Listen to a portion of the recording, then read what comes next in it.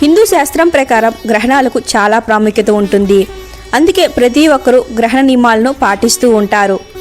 అయితే 2026వ సంవత్సరంలో చంద్రగ్రహణం రోజే రాఖీ పండుగ కూడా వస్తోంది. కాగా ఇప్పుడు మనం ఏ సమయంలో రాఖీ కట్టుకోవాలనే విషయాన్ని వివరంగా అయితే ఈ వీడియోలో తెలుసుకుందాం. కాబట్టి ఈ వీడియోని ఎక్కడ స్కిప్ చేయకుండా చివరి వరకు అయితే చూడండి.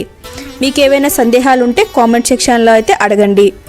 ఆగస్టు 28న చంద్రగ్రహణం అయితే ఏర్పడనుంది. అయితే హిందూ శాస్త్రాల ప్రకారం సూతకాలంలో రాఖీ కట్టకూడదు అంటూ ఉంటారు. అంతేకాకుండా ఈ సమయంలో ఎలాంటి శుభకార్యాలు కూడా జరపరు.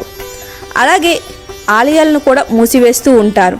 అయితే ఈ సంవత్సరం 2026లో ఆగస్టు 28వ తేదీన వచ్చే రాఖీ పౌర్ణమి రోజే చంద్రగ్రహణం అయితే ఏర్పడనుంది. అయితే ఈ గ్రహణం భారత్లో కనిపించదని మన యొక్క పండితులు ఖగోళ శాస్త్ర నిపుణులు చెబుతూ ఉన్నారు. అందువలన భారత్లో సూతకాలం అనేది వర్తించదు.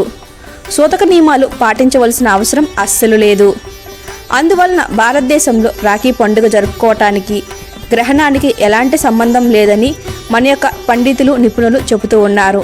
ఏ సమయంలోనైనా రాఖీ కట్టుకోవచ్చునంట. హిందూ ప్రజలు ప్రతి సంవత్సరం శ్రావణ పౌర్ణమి రోజు రాఖీ పండుగ వేడుకను జరుపుకుంటూ ఉంటారు.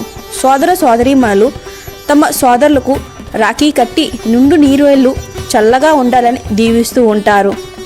అంతేకాకుండా స్వీట్ పంచి కుటుంబ సభ్యులంతా చాలా ఆనందంగా గడుపుతూ ఉంటారు.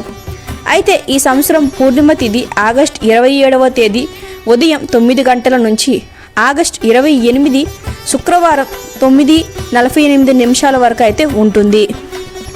అయితే పండితులు ఉదయం తిథిని బట్టి ఆగస్టు 28వ తేదీన పండుగ జరుపుకోవాలని సూచించటం అయితే జరిగింది. ఇక ఈరోజు 10:46 నుంచి మధ్యాహ్నం 12:22 వరకు రాహుకాలం ఉంటుంది.